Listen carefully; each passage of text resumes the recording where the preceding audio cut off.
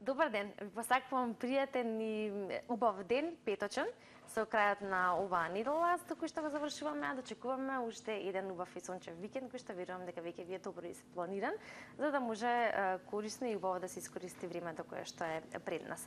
10 јуни е денеска, денот кој што сите ние го памтиме по завршување на школската година, особено доста радосен ден за сите ученици, средношколци, сите оние кои што имаа напорна учебна година, уште малку напорна до душа за учениците кои што полагаат екстерно, но са тоа следува летен распуст во кој што ќе можат убаво да се одморат и релаксираат. Но ние продолжуваме со нашата работа која што воедно представува и наше задоволство, особено затоа што имаме цел во Алфа ординација да ве едуцираме и информираме на теми од областа на медицината и здравството, а исто така и да ги слушнеме вашите прашања и благодарност на нашите соговорници да одговориме на сето она што ви интересира и при тоа да ги примете вистинските совети и препораки.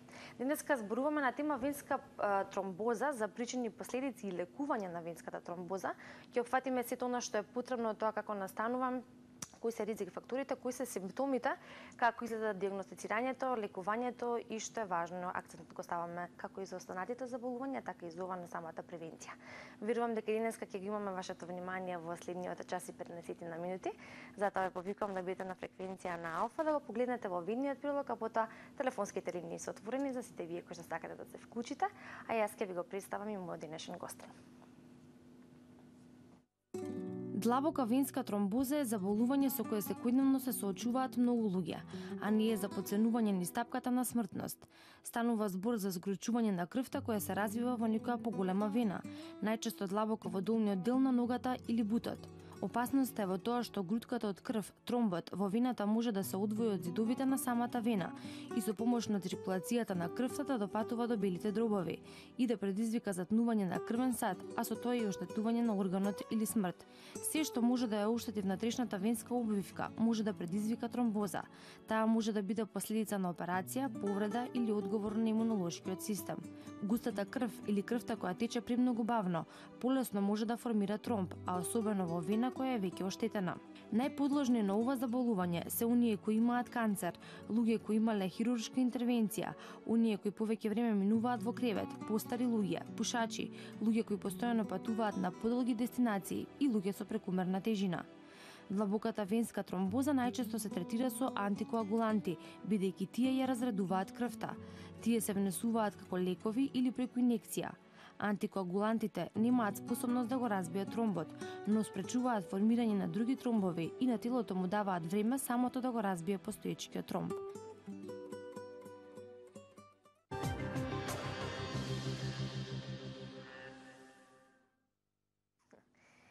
Алфа ординација и темата венска тромбоза, причини, превенција и лекување, како што всушност ви најави, во ведниот прилог само не воведе во темата, имаме уште многу да зборуваме денеска. Затоа мој денешен соговорник во петочното издание на Алфа ординација е доктор Даниела Проевска, кардиолог од Аџибадем, Систина. Добар ден за вас, докторке, добар дојдовте во Алфа ординација. Добар ден, добре нашла. Благодарам на поканата.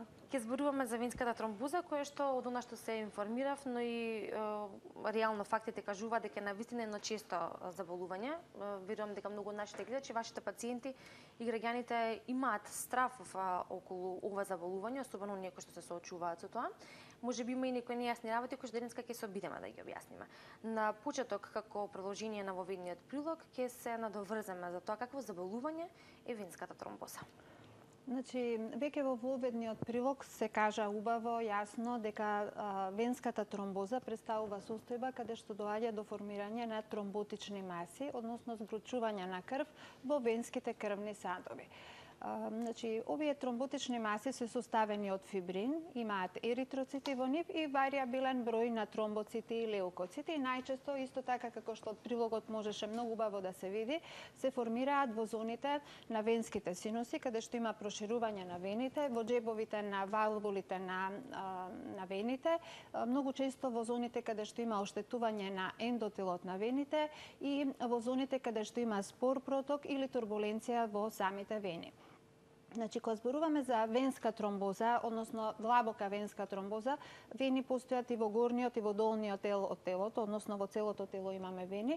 Меѓутоа, кога коментираме длабока венска тромбоза, најчесто се мисли на длабоките вени на долните екстремитети, односно на долните екстремитети има површни и длабоки вени, и тие имаат различно значење, различни карактеристики, различни манифестации на болест, меѓутоа најопасна е длабоката венска тромбоза.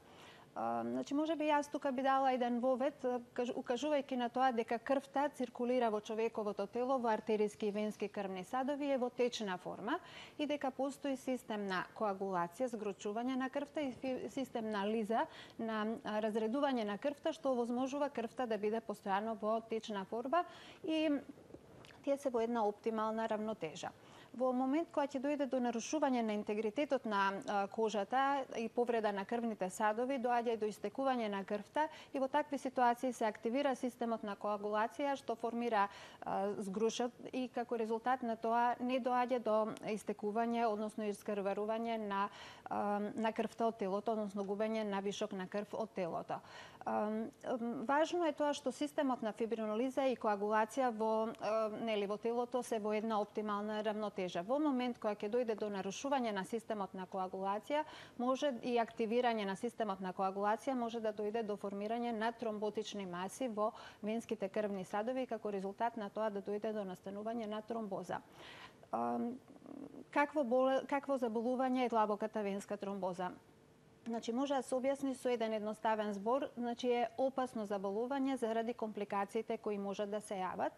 И кога би спомнале околу статистички податоци, би кажале дека 2 милиони американски жители секоја година заболуваат од длабока венска тромбоза, од кои 600.000 луѓе се со компликација од тип на пулмонална тромбоемболија, од кои 60.000, односно 10%, што е огромен процент, завршуваат фатално. Значи, длабоката венска тромбоза практично заедно со пулмоналната тромбоемболија како компликација е на трето место по инциденција во однос на сите кардиоваскуларни заболувања, што има многу висока инциденција. Да. Кои симптоми се забележуваат, односно кои се оние кои што се најкарактеристични за заболувањето како што е венската тромбоза? Така. Значи, длабоката венска тромбоза има повеќе поделби и една од поделбите во однос на симптоматологијата на болеста е тоа што венската тромбоза може да биде симптоматска и може да биде асимптоматска, и тоа е многу важно за тоа што тоа на одреден начин го одредува времето кога се поставува диагноза, односно времето кога се почнува со терапија. Значи, симптоматска длабока венска тромбоза е состојба каде што многу нагло, многу брзо и многу манифестно се јавуваат симптомите на болеста. Обично болеста е еднострана, значи доаѓа до манифестација најчесто на оток, на болка, изразена болка, тежина во ногата со промена на бојата на ногата и ногата останува топла, и тоа е многу важно за разликување на венска тромбоза од артериска тромбоза или тромбоемболија, затоа што карактеристиките на болеста и начинот на лекување на болеста и времето за кое треба да се интервенира, диагностицира и интервенира во тераписки поглед на болеста е различно, кај двете треба да биде што е можно тоа побрзо. Значи, ова е, да речеме, значи првиот тип на покажување на болест, односно симптоматски тип. За разлика од тоа, има и асимптоматска карактеристика на длабоките венски тромбози, каде што имаме многу мали потешкоти. Значи, пациентите можат да осетат одредена болка, која многу често ја поврзуваат со преголемо оптеретување на ногата, можат да осетат некоја затегнатост на мускулот, може да осетат лесен оток, што го поврзуваат со неудобни обувки, со одредени активности, и како резултат на тоа во првата ситуација каде што имаме симптоматска манифестација на болеста, доаѓа до многу побрзо барање на лекарска помош, побрзо поставување на диагноза и многу поран почеток на лекување на болеста, за разлика од асимптоматската, каде што многу често е одложено и некогаш дури и недиагностицирана болеста и може да се манифестираат компликациите како прва карактеристика на таа болест. Да, и всушност како доцна диагностика на болеста, токму поради симптомите кои што се незабележливи во овој случај. Имаме гледачка што има прашање. Добар ден. Добар ден. Добар ден, повелете. Се јавувам од Куманово. Добро, поздрав до вас. Ме интересира, поздрав до докторката и до гледачката. До водителката. Благодариме, поздрав и до вас. Имам установено имам проширени вени на долните екстремитети. А имам Добро? Имам внатрешни проширени вени на долните екстремитети. А на стопалото, на десната нога, имам поради глезенот, имам едно како меко ткиво и само мрда и не иде на трансфузија во Куманово, ја од Куманово се јавам. И ништо не ми кажуват, ништо не ми пронајдува и ногата ми е затечена, не можам да се креќам, а 62 години имам. И ногата до пола ми е црвена и затечена ми е. Па би сакала еден совет. Така. И кај да се обратам? Значи, од тие причини јас го искоментирав тоа дека кога ги коментираме вените на долните екстремитети имаме длабоки и површни. Пациентката состојбата на која се жали повеќе укажува на проблем со површните вени во долниот дел од ногата, значи на десната страна, рече посебно стопалото и под коленицата. Значи најверојатно станува збор за проширени површни вени кои се во понапредната стадиум на болест на тип на проширени вени, значи веќе во 4ти стадиум или во 3ти стадиум, затоа што има проширени вени, има оток на ногата, има промена на бојата на кожата, значи тоа е веќе 3-4 стадиум на развој на венска варикозна болест на долните екстремитети. Значи, во таква ситуација, зависи од тоа каква е состојбата на вените, потребно е да се направи консултација секако со трансфузиолог, да се направи проценка дали имало или има површна венска тромбоза и потоа да се направи консултација со обично васкуларните хирурзи или дерматолозите кои прават интервенции на површниот венски систем, значи за оперативно лекување или некој друг вид на лекување од тип на склерозација, лазер интервенција на површните вени. Така да секако консултација со трансфузиолог е потребна, меѓутоа дополнително треба да се направи доплер проценка, односно колор доплер проценка на површните вени и потоа консултација околу тоа како вид на терапија ќе предвидиме во наредниот период кај пациентката. Да. Имаме следно прашање. Добар ден. Добар ден. Добар ден, повелете. На линија сум. Да, во програма сте, повелете. Поздрав до докторката Проеска. И мислам дека е она. Да. Бив се нејзина пациентка. Јас во септември ли беше, не знам кога, спаднав така напред на двете ноги. И нормално дека стана као модро, као црвено, после со хепатобромин од 500.000, нон-стоп да се мачкам. И почна сега у последно време као болки, као чворчиња се појавуваат. Јас исто продолжувам да се мачкам со хепатоброминот и пијам тоа витамини С. На трансфузија не можам да отидам поради тоа што си имам проблеми со колена, со кичма, тешко се движам. Стварно не знам што да правам. Дали е тоа да се оди на трансфузологија или не. Колеската нејзина од кардиологија ми рече аспиринот стотка да не се пие поради покачена нели хипертензија. И така, сега дали треба се јавим на трансфузија или не. А болки се јавуваат во ноќно време, како чворчиња покрај вените. А ти ја имам болки на коските, па не знам од каде потекнуваат. Добро, ви благодарам за јавањето. Значи, во ситуација кога имаме повреда на површното ткиво, односно повреда на кожата и евентуално подкожното ткиво, многу често на таков начин може да дојде до внесена инфекција, така да тука површните вени кои веројатно се проширени и промената на кожата може да бидат имаат заеднички карактеристики, меѓутоа може да имаат и сосема различни карактеристики. Така да секако дека пациентката без оглед на тоа што ги ги кажа сите овие потешкоти што ги има, мора да побара лекарска помош, мора да биде прегледана од доктор, значи многу кај би требало да биде прегледана од трансфузиолог, меѓутоа веројатно и од кожен доктор заради тие промени на кожата, за да се види дали има евентуално некоја инфекција, можеби некој тип на воспаление на подкожното масно ткиво и да се расчисти зашто станува зборот и користење само на витамин С со хепатробин не секогаш успева до крај да ја среди таа состојба, а некогаш нелекувани инфекции на подкожното ткиво може да напредуваат, да се изразат на целата нога и да се манифестираат потоа со да речеме поизразени карактеристики со покачување на температура, соток на ногата, црвенило, неможност за движење и така натаму. Така да во секој случај би советувала консултација со доктор. Не би можеле да продолжите сами да се лекувате. Не знам, околу аспиринот што спомнате заради хипертензијата, секако дека добро лекувана хипертензија не е контраиндикација за примање на аспирин, така да тоа е веќе друго прашање. Да.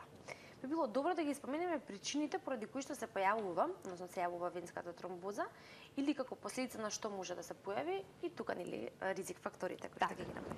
Така, значи причини кои може да доведат до венска тромбоза, до длабока венска тромбоза се практично венски застој, односно венска саза, повреда на ендотелот на крвните садови, воспаление на ендотелните клетки на крвните садови и активирање на системот на коагулација.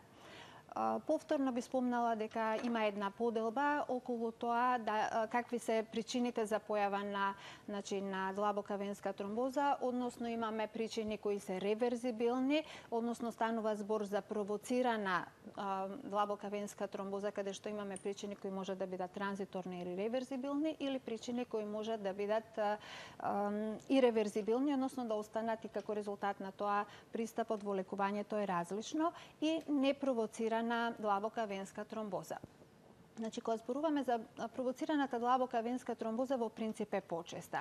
Таа се јавува многу често кај пациентите кои се хируршки болни, посебно поголемите хируршки интервенции, најчесто неурохируршките интервенции на рбетниот столб, ортопедските интервенции на колкот и колената и големите абдоминални интервенции се интервенции каде што многу често имаме ризик за појава на длабока венска тромбоза.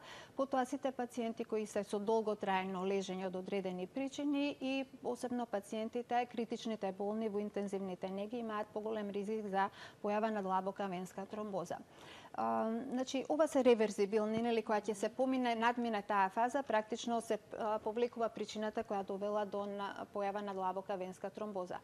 Друга реверзибилна причина може да биде примање на хормонска терапија, особено кај жените, значи контрацептивна терапија или терапија за лекување на стерилитет и жена во фаза на бременост, значи има повисоки концентрации на хормони и тоа исто така е, да речеме, провоциран тип на појава на длабока венска тромбоза.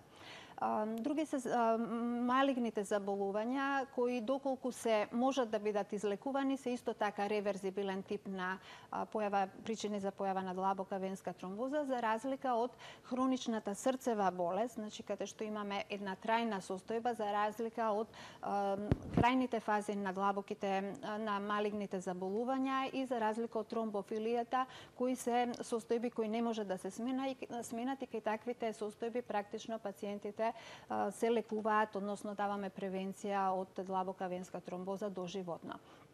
За разлика од тоа спомнавме дека има и асимптоматски длабоки венски тромбози, каде што не се знае причината која довела, односно во такви ситуации многу често може да биде промена во факторите на коагулација може да бидат причина за појава на овие длабоки венски тромбози.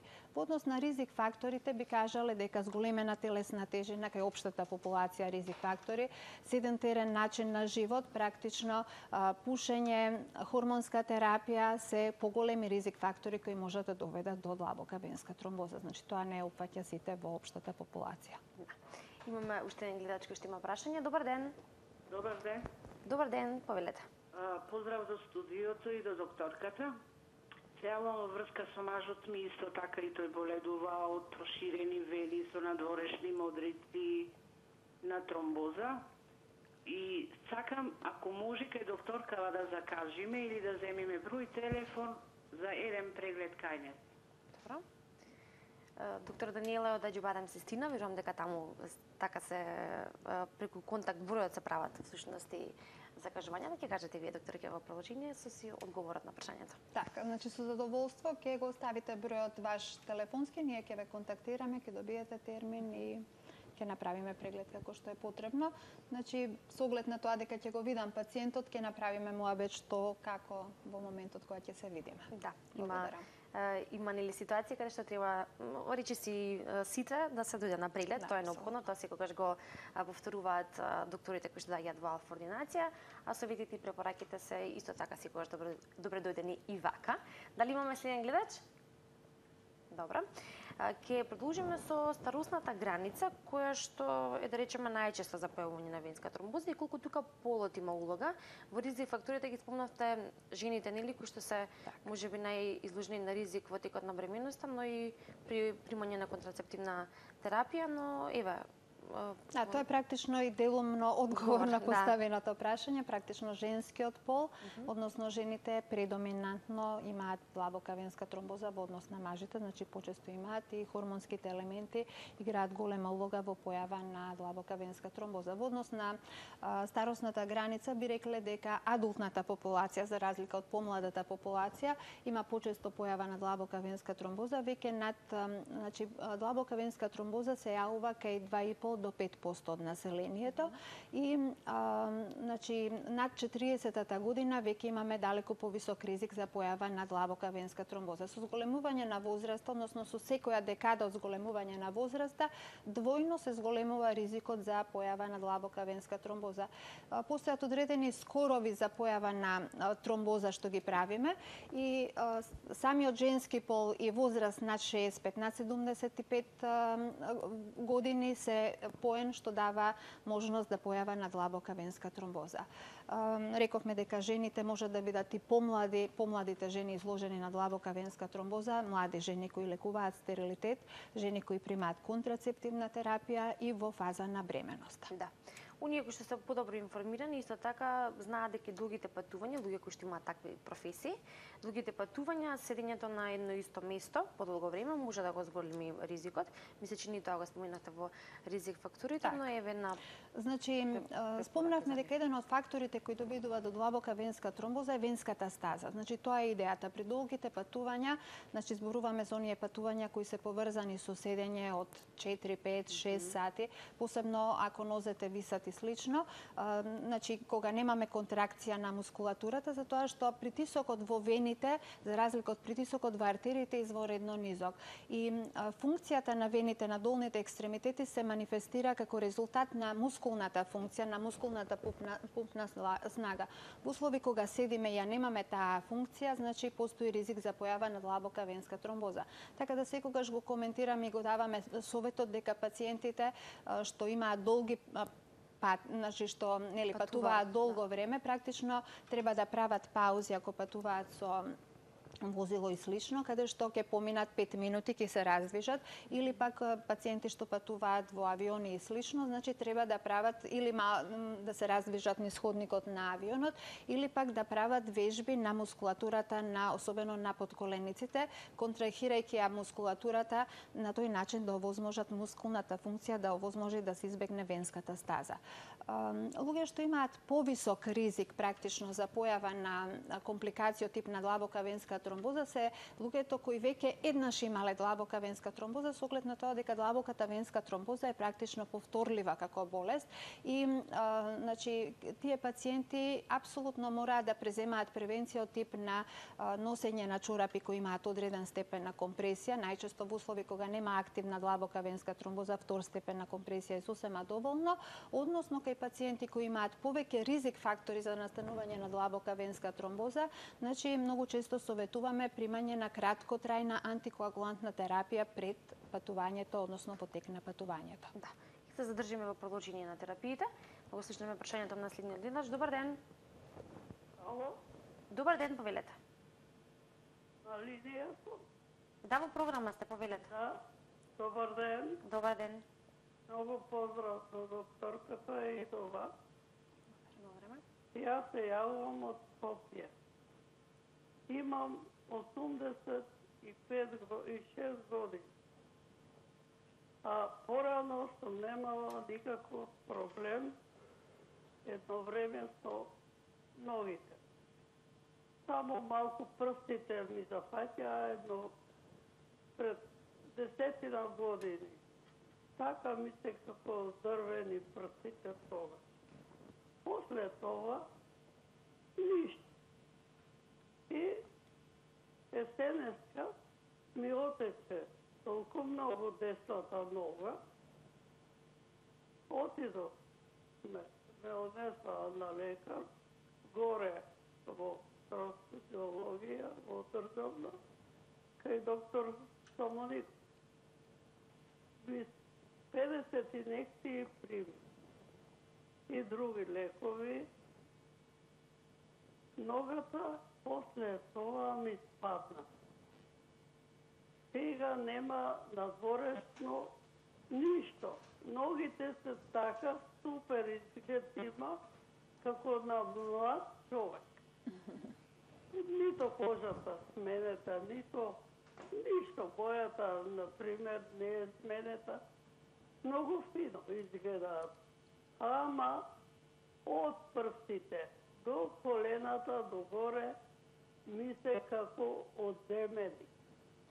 Не можам просто да одам из дома, одам со пасунце и нон-стоп паѓам. Паѓам ненормално и потепувам из дома и нигде не можам да мрднам. И дома син ми вика дека не сум пешачела многу и затоа немам циркулација никаква. А не е вистина. Јас дома сета работа сум ја работела и све. Добро. И тоа сега осеќам тежина само на ногите, а никаква промена на дворешто. Само до вечера, ако ми висат вака малку повеќе. Добро е да го слушнеме советот за вас од доктор Данила. Да, вака, значи господјата прво ви честитам на возраста. Да. Постави неколку работи што може да бидат паралелни. Значи, првата работа што ја спомна беше тоа дека најпрвен имала трнење на прстите на нозете, што не укажува на многу често укажува на невролошка состојба што може да биде поврзана со рбетниот столб и може да биде поврзан со нервот, односно тоа ишијадикус кој ги инервира деловите на нозете. Значи, понатаму спомна дел околу оток на нозете. Значи, оток кој бил едностран, бил многу изразен, бил поврзан со болка, неможност за одење и слично, дека била на трансфузија и примила 50 на терапија и тоа укажува на тоа дека веројатно имала длабока венска тромбоза на одредено ниво и била максимално соодветно лекувана со оглед на тоа дека отокот се повлекол и сите потешкоти кои ги чувствувала се повлекле комплетно. Последниот дел повторно е коментарот околу тоа дека ногата е отрната практично од прстите до коленото и дека не може да се движи. Значи тука можеме повторно да коментираме невролошки дел, значи не делува на проблем врзан со вените, меѓутоа може да биде врзан и со протокот на крвта низ артерискиот крвен систем, каде што значи може да има недостаток на циркулација, на артериска циркулација во нозете и да се манифестира со овие карактеристики. Значи секако дека мојата препорака ќе биде да се направи консултација со доктор, да се направи едноставен доплер тест на протокот низ артериите и веднаш ќе се види дали има проблем со циркулацијата, односно тој проблем нели има одредени начини да се лекува на соодветен начин, а ако тоа не е значи ситуација, тогаш веројатно е невролошка состојба која нема гаранција дека ќе биде излекувана, посебно ако е врзана со промените на рбетниот столб. На таа возраст сигурно има промени на рбетниот столб. Така да спомнавме неколку работи кои може да бидат од повеќе страни разгледани и треба убаво да се расчистат. Еден кардиолошки преглед, значи би ги расчистил поприлично работите во однос на венскиот и артерискиот систем и потоа би дале совет околу тоа дали треба да нели се прави невролошка консултација. Секако дека синот е во право околу тоа дека пациентката треба да се движи, меѓутоа треба да се расчисти дали е циркулацијата доволно добра за да пациентката може да се движи без да има при тоа потешкоти. Во вториот дел ја зборуваме за диагностицирањето и диагностичките постапки, како и терапијата и третманот на лекување, но и превенцијата. Затоа, по кратката пауза на новите вести во минута, останете со нас и со Алфа Нација и ги очекуваме повторно вашите јавувања. Кога се работи за здравието, за нас и најмалите детали имаат големо значење. Станавме прва болница акредитирана од Joint Commission International, со што ги докажавме нашиот квалитет и безбедноста во грижата за пациентот. Денес, Аџибадем Систина е препознатлив лидер во регионот. За животот се работи. Клиничка болница Аџибадем Систина.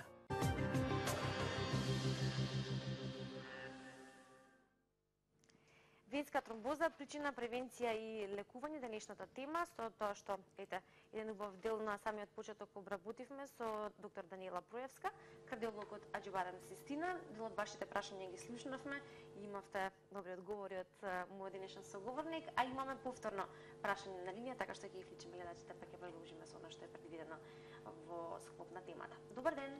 Добар ден. Добар ден. Поздрав до вашата емисија и до докторката. Видете, и мене пред 2 години ми се појавија некакви како црвени флеки на подколеницата само на десната нога, од позади, над глуздот и нешто погоре како флеки, кои ако ги напипаш, под нив се чувствуваат некакви грудки. И напред, исто така, на подколеницата, една голема флека како релјеф, но морам да напоменам дека на тоа место јас сум повредена многу одамна и не знам дали е тоа последица. Но друго сакав да кажам. Едно утро, кога се разбудив, сватив дека не можам да ја движам десната нога, дека ја влечам.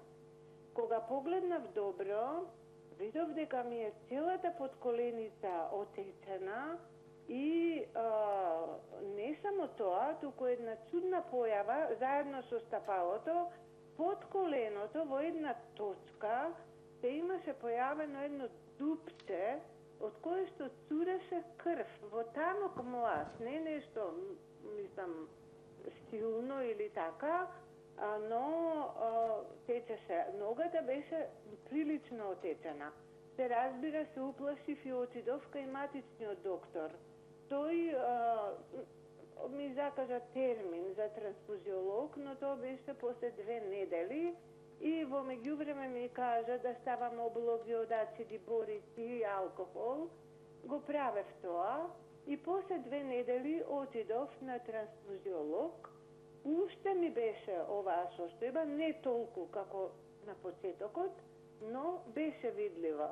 Трансфузиологот вака бегло го погледна тоа и ми кажа 2 апциња, односно капсули наутро и навечер по една. Добро реков, а некаква друга анализа нема потреба. Кога дојдов кај матичниот, се работи за лекот Ентан.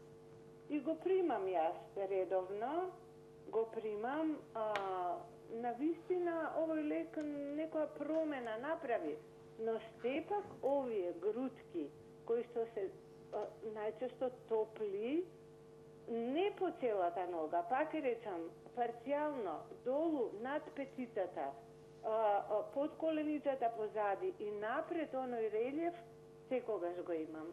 Ви благодарам многу ако ме советувате.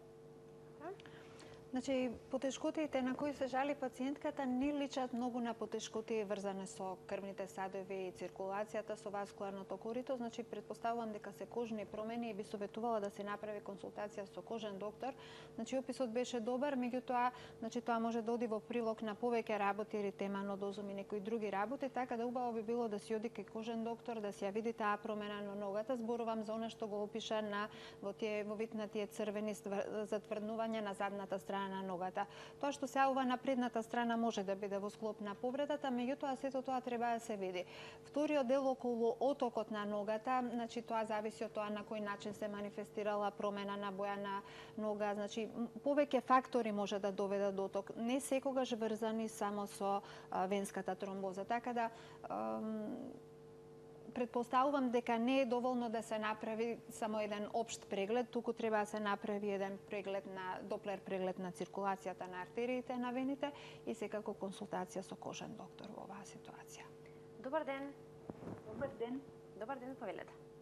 Поздрав до водителката и до докторот, до докторката и стари. И така, од 92 година јас сум со тромбоза. Имам натрешна венска тромбоза. Имам правена операција на петата, имав тумор на петата и тога ја добив тромбозата. Сега, од 92 година до сега јас сум со тромбоза. Пијам редовно терапија, одам на контрола, со по шема синдром пијам, али 2014 година се правив операција на коленото со ендопротеза. Сега на самата операција, после операцијата јас добив васкуларна пулмонална емболија. Со таа емболија сега јас не ги пијам акцината по шема, пијам Сарелто од 20 мг доживотно. А треба да се правам операција на другото колено. Исто, значи со таа диагноза. Па ме интересира докторката дали е можно да вие сега акцина ще ги пијам терапијата, да ја добијам истата, значи исти проблем. Дали може значи да се добие пак излив на тромб? Значи, пациентката практично го допре онај најважниот дел што е врзан со венската тромбоза, појава на компликација од венска тромбоза. Значи, во склоп на она што веќе коментиравме дека интервенциите, хируршките интервенции и лежење се ризик фактори на тромбоза, при првата операција на петата практично ја добила тромбозата, била водена со антикоагулантна терапија. Предпоставувам дека дозите на варфаринот што ги добивале биле ефикасни, меѓутоа, веројатно во склоп на втората интервенција, значи дошло до манифестација на пулмонална тромбоемболија. За жал, 50% од пациентите кои имаат длабока венска тромбоза имаат манифестација потоа на пулмонална тромбоемболија и факт е дека значи времето колку треба да прима синдром Xarelto или било кој антикоагулантен препарат зависи од тоа каква е клиничката состојба со сите карактеристики на пациентка, присутни ризик фактори и слично. И значи практично Xarelto е одличен препарат, значи ние имаме многу големо искуство, го користиме многу често и дава заштита кај пациентите примен во 20 мг доза, дава заштита од повторување на длабока венска тромбоза и пулмонална тромбоемболија. Меѓутоа никогаш не можеме да кажеме дека гаранцијата е 100% и дека нема да се повтори ништо. Значи факт е дека она треба да продолжи со терапијата како што е препорачано од докторот кој веќе ја води. Ево слушаме следното прашање. Добар ден. Добар ден. Добар ден, повелете. Сакам да попитам прво поздрав до докторката и до вас и да попитам ја докторката нешто за нозите. Ајде. Бев на интернист, бев нозите на апаратот, нема проблем со вени, со тоа се урети. Арома нешто на десната нога под капачката. Нешто така доваѓа некои помалку некои болки. И сега особено кога одам, осеќам ги и така. Али кога седнам, па кога станам да поседам, да речеме 10 минути или 15, па кога станам да одам, не можам, терето не може да ме држи ногата. Некако одам како да кривам, како не можам нормално да одам. Осеќам големи болки. А треба да одам да ја сликам ногата на 13. Мислам коленото да го сликам на 13. Имам упут. Онака лекови ми даваа некои таблети, пие ги тие, ама нема ништо фајда од тоа. Па сакам како да попитам па дали ќе нешто има подобрување или па ќе чекам да видам нешто сликањето на коленото, мислам на капачката, под капачката, дали нешто има, шо е работа, а иначе не е ни оттечена, ни нешто да има некои проблеми, нема ништо. Те тоа само сакам, ако може нешто. Фала многу и пријатно. Ви благодарам за јавањето. Значи, самиот пациент кажа и по неговото објаснување можеме да заклучиме дека овде не станува проблем за циркулацијата, за артериите, за вените на долните екстремитети, туку има проблем со скелетниот систем. Значи, дали станува збор за самиот колен злоб, за гонартроза или коските, значи јас не би можела вака да одговорам. Секако дека терминот што го имате на 13 за сликање морате да го искористите, да го направите тој преглед и потоа да побарате консултација со ортопед. Да позборуваме малку за диагностиката и диагностичките постапки при венската тромбоза. Така, значи венската тромбоза, значи постојат методи кои се едноставни, многу лесно достапни, неинвазивни, да речам ефтини методи, како што е колор доплер ултрасонографскиот преглед на длабоките и површните вени на долните екстремитети, односно преглед на вените во било кој дел од телото, кој ни дава проценка, односно преглед на венските крвни садови и на тој начин можеме да видиме дали луменот на вените е слободен, проточен, компресибилен, значи тоа е компресибилен тип на метода, каде што со самата компресија можеме да направиме проценка дали луменот е исполнет со маса или пак е слободен и крвта, нели, заради нискиот притисок во венските крвни садови, крвта слободно тече. Значи, колор доплер е практично метода која пак ќе речам, е многу лесно достапна и е повторлива метода со која може да се следи длабоката венска тромбоза.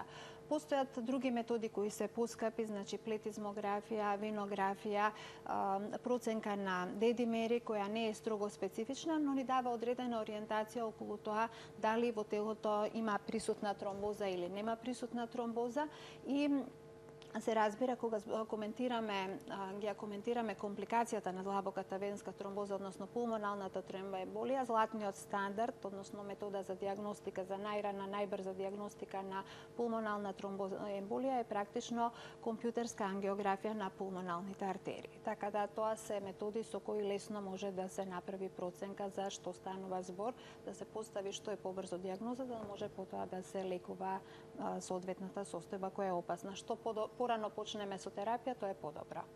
Ми јавува дека имаме веќе двајца гледачи. Добар ден. Добар ден. Добар ден, повелете. Поздрав до родителката и до докторката. Имам едно прашање до докторката, јавувам за мажот. Има попуштени вени. Пие синдром на тема и темпестафилин, ама многу му отекува од нозет. Левата му оперирана и од полк. Ме интересира зашто левата поне му отекува, десната што не е оперирана, повеќе му отекува. Значи, повторно е проблемот со површниот венски систем и вените на нозете на долните екстремитети не симетрично се шират. Не значи дека левата нога на која имаме операција дека има попроширени вени во однос на десната. Значи, ако на десната нога имаме повеќе проширени вени, повеќе деформирани вени, повеќе отворени залистоци кои не функционираат и повисок степен на валвуларна венска инсуфициенција, нормално е отокот да се јави на повеизразен на десната нога. Значи, ова е веќе трети стадиум на венска болест, варикозна венска болест, кој оди со отоци на нозете. Нареден стадиум е појава на промена на боја на кожа, промена на квалитет на кожата, појава на ранички на нозете и така натаму. Значи, тоа се стадиуми кои можат да следуваат доколку венската болест навремено не се лекува. Добар ден. Ало, добар ден. Добар ден, повелете. Програмна ли сум? Да, ве слушаме. Поздрав до докторката и до водителката и едно прашање може. Ајде. Ме боле десната нога од површински така, кога одам поготово. И двете, али повеќе од десната. И сега ноќе кога стигам не ме болат, само ми трнат. Како мравки да ми одат од колена надоле. Не ме болат, само кога ќе одам, кога седам не ме болат. Беше на снимање на доглед ми велеа дека нешто е од на нервно вазо. Што може да биде? Не знам. Може ли нешто докторката да ме објасни, да ми каже што може да биде? Веројатно е потребен преглед, но... Така, значи, овде повторно имаме потешкотија која веројатно е врзана со скелетниот систем. Сега јас не знам каква е пациентката, дали е покрупна, значи какви се колковите, какви се зглобовите, односно колените зглобови и така натаму. Значи факт е дека треба повеќе да се движи, да биде повеќе активна, да се направат рентгенски снимки на зглобовите, се направи консултација со ортопед. Со оглед на тоа дека е кажано дека не е проблем со циркулацијата, предпоставувам, бидејќи кажува дека добива болка при одење, не добива болка при стоење, предпоставувам дека не е циркулаторна инсуфициенција врзана со артерискиот систем, предпоставувам дека тој докторот што и го кажал тоа, ги направил потребните испитувања да исклучи циркулаторна инсуфициенција. Секогаш кога постои болка во нозете, значи која е поврзана со физичка активност, мора да се направи проценка на артерискиот систем на долните екстремитети. За жал, многу често пациентите, мислам ова би сакала да го искоментирам, лутаат долго време мислејќи дека имаат проблем со половината, мислејќи дека имаат проблем со коските, а се работи за реална болест на артериските крвни садови, така да колку и да не личи дека е тоа, треба да се направи проценка и преглед, да бидеме сигурни дека нема проблем со артерискиот систем. Го споменавме начинот на диагностицирање и сега од кога ќе се утврди самата диагноза, следува одредување на третманот и начинот на лекување. Како изгледа третманот и лекувањето? Така, значи, третманот на длабоката венска тромбоза се состои од примање на антикоагулантна терапија и третманот зависи од манифестацијата на болеста. Значи, дали станува збор само за длабока венска тромбоза или имаме и компликација на пулмонална тромбоемболија, дали е акутна клиничката слика, какви се можностите за пациентот да прима одреден вид на терапија. Најчесто се почнува со парентерална антикоагулантна терапија, која доколку се дава во болнички услови се дава во вид на венска парентерална антикоагулантна терапија или подкожно аплицирана нискомолекуларна парентерална антикоагулантна терапија, која може да се даде и во домашни услови, значи не секогаш, за разлика од претходните постарите ставови кои водеа во правец на тоа дека секоја длабока венска тромбоза мора да биде болнички лекувана, сега веќе ги надминуваме тие ставови зависно од клиничката слика, големината на венската тромбоза, ризикот од настанување на компликација, правиме проценка како ќе го лекуваме тој соодветниот пациент. Денеска постојат и перорални препарати кои се практично еквиваленти на парентералната терапија, кои се, да речеме, директни инхибитори практично на 10-та рецептор, кој не бара предходен вовед со парентерална терапија. Веќе пациентката го спомна ксарелтото или ривароксабанот, кој во услови на акутна тромбоза се дава во одредена доза, тоа е 2 пати по 15 мг во тек на 21 ден, односно 3 недели, и потоа се продолжува со еднаш на ден, како што веќе спомна пациентката, 20 мг доза за хронично лекување на пулмонална тромбоемболија. Значи, ставот е да се почне со парентерална терапија или еквивалент на парентералната терапија и потоа, доколку да е почнато со парентерална, да се продолжи, да се префрли на перорален препарат, кој може да биде од тип на витамин К антагонисти или инхибитори на тромбин, кои исто така бараат парентерална подготовка. Времето на лекување на длабоката венска тромбоза е различно. Значи, тоа се ставови кои последниве години се практично сменети и се скратени. Пак ќе ја спомнам пациентката преска што коментираше, рече ќе ја примам таа терапија доживотно, затоа што порано се сметаше дека пациент кој има длабока венска тромбоза мора доживотно да прима антикоагулантна терапија. Денеска практично тие ставови се сменети, споменавме дека причините се важни, дали се реверзибилни или се ирреверзибилни и што може да биде, нели, основа за појава на болеста, односно начинот на лекување. Така да, според денешните ставови практично лекувањето некогаш е скратено на 3 до 6 месеци, може да биде продолжено до 12 месеци, односно доколку постојат постојани причини за настанување на длабока венска тромбоза да се прима терапија доживотно. Исто зависи од тоа колкав е степенот, на која е локализација, дали има компликација, значи има повеќе фактори кои одредуваат колку време ќе трае терапијата. Меѓутоа, новоста е во тоа што сега, за разлика од претходно, терапијата не се дава во континуитет како што се даваше претходно, се прави проценка со тоа што секогаш докторите знаат дека длабоката венска тромбоза е повторлива состојба, односно дека дека еден пациент од 10 лекувани пациенти со длабока венска тромбоза, значи во рок од една година има ризик да се појави повторна длабока венска тромбоза, односно кај 3 пациенти, односно 30% од пациентите во рок од 8 години има ризик повторно да се појави длабока венска тромбоза. И тоа е причината што даваме превенција при патувања и слично, нели работите кои веќе ги коментиравме. Да. Да услушнеме следното прашање од гледачот. Добар ден. Добар ден, поздрав до докторката, поздрав до водителката. Сега имам едно прашање, дали може, значи, тромбоза да се појави повтор. Јас 89-8 година добив тромбоза и тоа тромбоза во длабоките вени, значи, ногата 100% што се вика инвалид, под 45 степени, никакво мрдање. Лежав на ВМА, 10 дена неподвижен, ногата на тек, примање на инекции, на инфузии, па апчења по шема, балудон, пелентан, персантин и значи колку 2 месеца бев на ВМА. Ми рекоа кога ќе се одам нели на крај дома, ако нешто по пат ми се случи, тоа како војник нели одма враќање и сака значи како ајде да не кажам сега како неспособен за војска едноставно во тоа време, бидејќи тромбозата беше ептен јака. Значи тромбоза и пиев, значи након 4 месеца требаше да одам на контрола, пиејќи ги тие персантин, пелентан и балудон. И што се случи сега? Сакам тоа да напоменам. Случајно го уклучувам како сега телевизорот и една матија што беше од Мостар, траварка и вака, значи поставува еден прашање, чисто случајно, имам тромбоза во левата подколеница, како и јас. И што дали постои некоја тревка. И вика вака, во 1 литро ракија ќе ставите 100 грама линцура, ќе стои 24 часа и након тоа ќе пиете по 50 милилитри пред секое предјадење, нели, на гладно срце.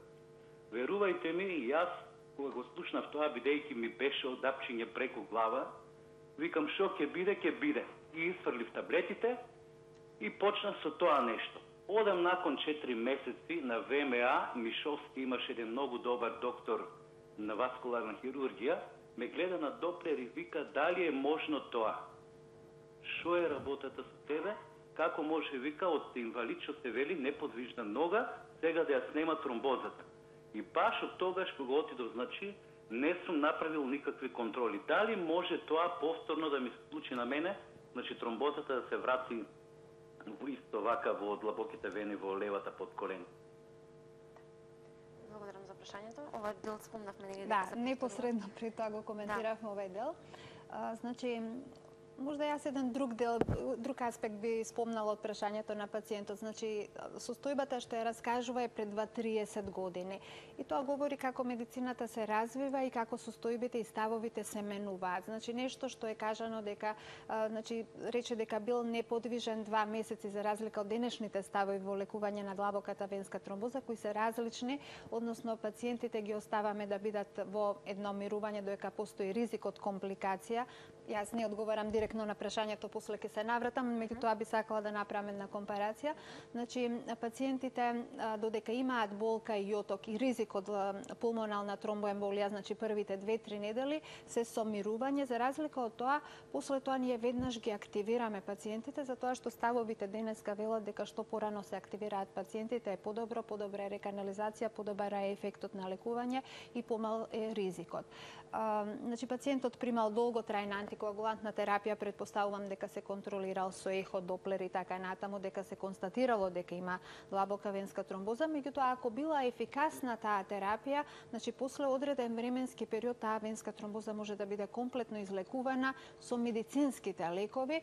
Веројатно лекот што го користел дополнително може би помогнал, меѓутоа факт е дека веруваме дека медицинските лекови можеле да доведат до ситуација на комплетна солуција, односно разложување на тробот во венската циркулација. Вториот дел од прашањето е да, може секогаш да се повтори длабока венска тромбоза, доколку се повторат ризик фактори за појава на длабока венска тромбоза, и од тие причини советуваме кај пациентот, нели, да не биде со прекомерна тежина, да биде физички активен, да не пуши во услови, нели, кога патува, да се раздвижува, да не стои долго време, нели, доколку треба да се направи некоја интервенција, докторите сигурно ќе препорачаат зависно од типот на интервенција антикоагулантна терапија и на тој начин ќе се спречи можноста за настанување на длабоката венска тромбоза. Тогаш кога му се јавила, бил млад, не знам која била причината, не знам дали е воспоставена диагноза и причината тогаш. Меѓутоа, ако е прекината терапијата и досега не се повторила тромботичната ситуација, веројатно била некоја реверзибилна состојба која довела до таква ситуација, не е врзана директно со пореметување на системот на коагулација. Да го вклучиме следниот гледач и потоа ќе заокружиме со превенцијата. Добар ден. Добар ден. Добар ден, повелете. Јас чекам за линијата да ме вклучите кај докторка. Вклучени сте во програмата, повелете, ве слушаме. На вас да ви кажам. Ало? Добар ден. Ве слушаме, повелете. Аха. Вака ве молам, едно прашање до докторката. Добро. Ова година јас почувствував страшни болки под десната колени. Не можев ни да се движам, ни да одам, ни да спијам, ни ништо. И отидов на Кожу кај една професорка за да ми проверат циркулација на крвта. Циркулацијата на крвта би беше супер, веќе како на младо девојче. Меѓутоа јас имам страшни болки во нозете, не можам ни да спијам, не можам ни да одам, колениците цела зима ме болеа и никаква терапија не ми препишаа. Прашав дали можам да одам на бајна, докторката ми рече можете да одите, а и ви реков дека ортопедот ми рече банско лекување не може, бидејќи имам проширени вени.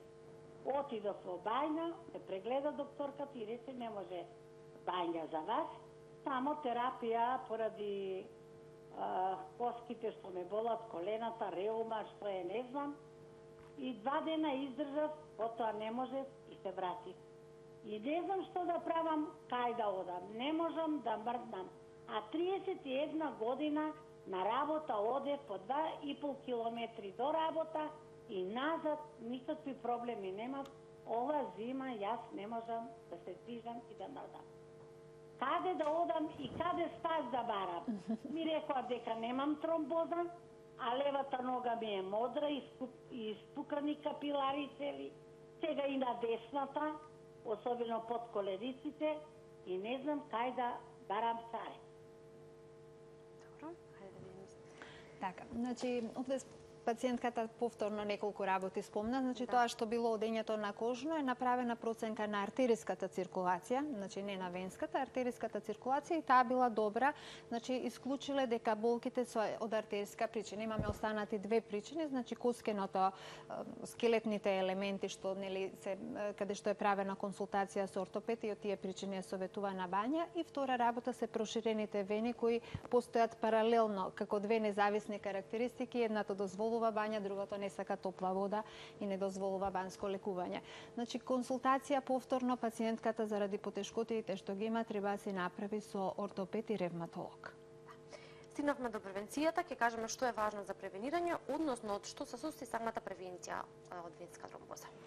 Значи, избегнување практично на сите ризик фактори кои доведуваат до венска тромбоза е начин на превенција, значи избегнување на зголемена телесна тежина, избегнување на пушење, избегнување на седентарен начин на живот, примање на превентивна терапија при одреден тип на интервенции, што секако докторите, знаејќи го ризикот од венска тромбоза, ја советуваат во момент кога прават одредени интервенции, е начин за превенција од длабока венска тромбоза. Практично, треба да постои длабока венска тромбоза за да се даде терапија во момент кога доктор проценува дека е доволно примањето на терапија, дека пациентот е ризик, значи таа терапија се прекинува и пациентот продолжува со начин на живот што ќе оневозможи појава на нова длабока венска тромбоза. Благодарам за вашето гостување и за советите и препораките кои што ги имавте за нашите гледачи и нивните јавувања, како и исцрпните одговори. Благодарам. Тоа беше доктор Даниела Проевска, кардиолог од Аџибадем Систина, а ние продолжуваме со Алфа Ординација. Останете со нас.